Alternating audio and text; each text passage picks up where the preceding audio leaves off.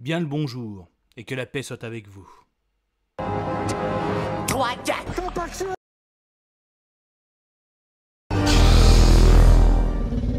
Soit on meurt en héros, soit on vit assez longtemps pour se voir endosser la peau du Force et honneur. Force et honneur. Un chevalier obéit à des valeurs. Un chevalier obéit à des valeurs. Son cœur ne connaît que la vertu. Son cœur ne connaît que la vertu. Son épée défend les démunis. Pour ce genre de choses, il existe des hommes comme moi. Il t'arrive de saigner. Vous pouvez respirer. Vous pouvez cligner des yeux. Vous pouvez pleurer. M'a ramené le conduit, celle-là.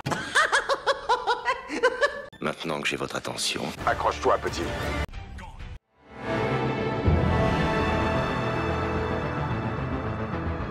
Un grand pouvoir implique de grandes responsabilités. Qui t'a conseillé ce programme? Ton coiffeur. Nom de Zeus. Mon père. Ouais. Je viens vous prévenir que la vidéo de 5F va commencer. Salut. Voulez-vous la voir? Bien sûr. Mais d'abord, je dois bénir cette demeure. Salut à tous, c'est Fab et Desgarmat sur ma chaîne, et aujourd'hui, on va clôturer, parce que, je sais pas si... si vous êtes présent sur la chaîne, merci beaucoup. Même si vous êtes abonné, merci. N'hésitez pas à vous abonner si ce n'est pas déjà fait. On s'est fait un petit récap des films Conjuring parce que le 4e volet va sortir en ce mois de septembre 2025. Donc forcément, qui dit 4e volet, c'est qu'il y en a eu 3 juste avant. Donc on a parlé de Conjuring, les dossiers Warren. On a parlé de Conjuring 2, le cas Enfield. Et forcément, on va renforcement de la force soit avec toi, ce n'est pas du tout cette franchise, mais Conjuring 3 sous l'emprise du diable. Donc 3e volet, toujours le même casting, donc à savoir Patrick Wilson dans le rôle de Ed Warren, Vera Farmiga dans le rôle de Lorraine Warren, donc oui les fameux Warren, le fameux couple Warren, oui, parce qu'en fait, le Conjuringverse, parce que c'est bien un univers partagé, donc certes, les films Conjuring s'inspirent du couple Warren, donc le couple Warren, ce sont donc Ed, plutôt enquêteur en paranormal, démonologue, et Lorraine, avec ses talents de médium, donc ce couple, donc en gros, a passer sa vie à aider les personnes, on va dire victimes de phénomènes paranormaux. Donc c'est pour ça que le premier volet, on les a appelés les dossiers Warren, et en fait on a continué, donc que ce soit le cas Enfield, donc ils ont aidé notamment une demoiselle qui était possédée en Angleterre, j'en ai parlé sur la chaîne, et donc en fait pourquoi l'univers partagé?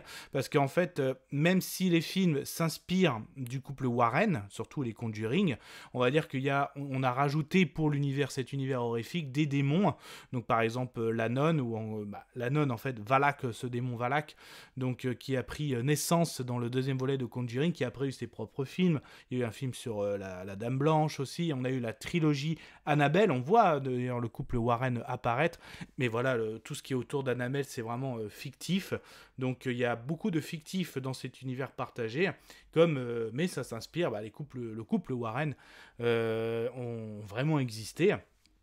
Donc c'est pour ça que ça reste intéressant entre la fiction de cet univers partagé horrifique, mais aussi les vraies origines de ce couple Warren, qui après ont ouvert chez eux un musée. D'ailleurs, leur fille tient le musée avec toutes des divers objets, dont la poupée Annabelle, qui sont possédés.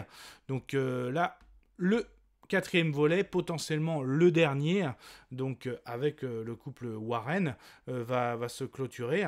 Parce que HBO, donc Warner, a annoncé aussi que le Conjuringverse pourrait continuer sous forme de série avec la plateforme HBO Max.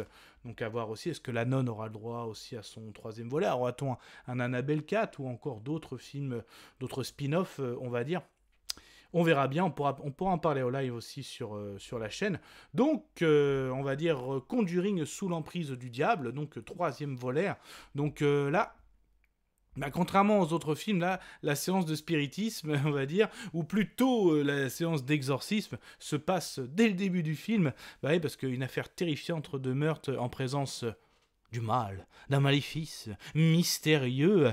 Donc nos enquêteurs du paranormal, Ed et Lorraine, on va dire, très très aguerris. Donc là, avoir une grosse séance d'exorcisme avec un petit garçon. Donc c'est ça aussi la particularité dès que ça touche les enfants. Donc là, sur le 40 film, on était sur une ado, là on est carrément sur le petit garçon. Donc la séance se passe, c'est vraiment assez hard, un petit peu comme le premier volet. Donc peut-être pas au même niveau, il y avait déjà l'effet surprise dans le premier volet, donc la séance d'exorcisme, donc le final du Conjuring premier volet, les dossiers Warren. Donc là on va dire que Ed en est pas sorti indemne. Donc même à un moment, je sais plus quand le gamin possédé qui fait vieillard, je vais m'occuper de ton cœur. Donc effectivement, il fait pratiquement une crise cardiaque, presque un arrêt cardiaque carrément, suite à cette séance d'exorcisme.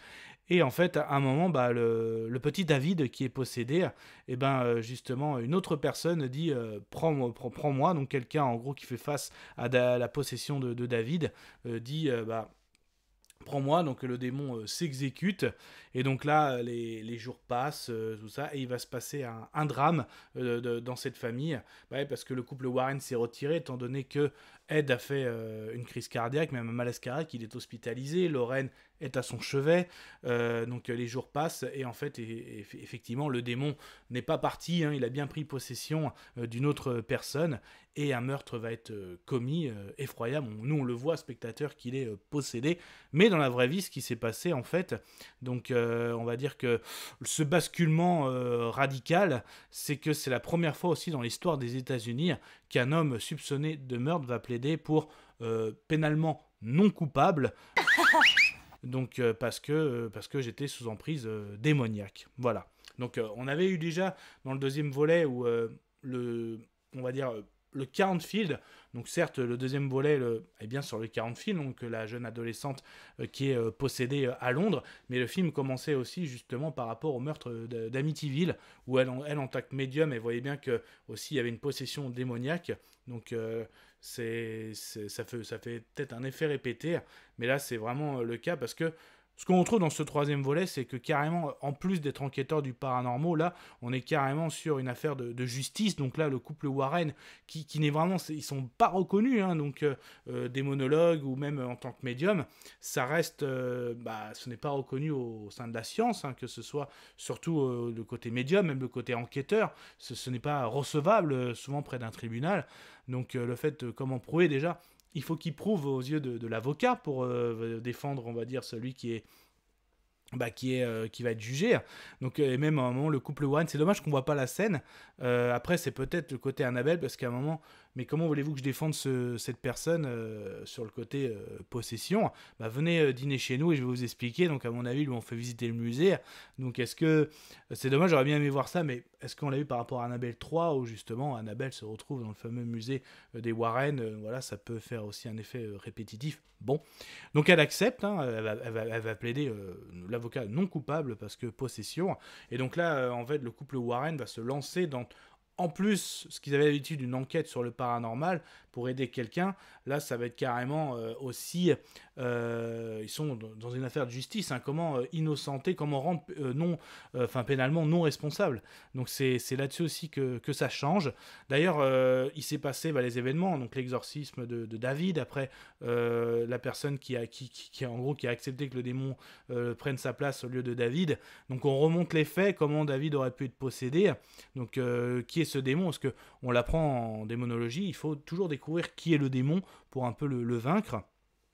Donc c'est pour ça qu'on retourne un peu il retourne un peu à la base, comment ça s'est passé. Donc il y a la scène qui est pas mal aussi avec ce qu'on appelle le waterbed, vous savez, le matelas avec de l'eau. C'est comme ça, c'est la première fois que justement le petit garçon a rencontré le démon. Et donc justement, même ils disent le parquet a été abîmé à cause de l'eau. Donc quand ils regardent, fait non, ça c'est pas un parquet ondulé, ça c'est, il y a des signes de possession. Donc là justement Lorraine se rend dans les sous-sols, parce que là, Ed un petit peu diminué depuis son accident cardiaque.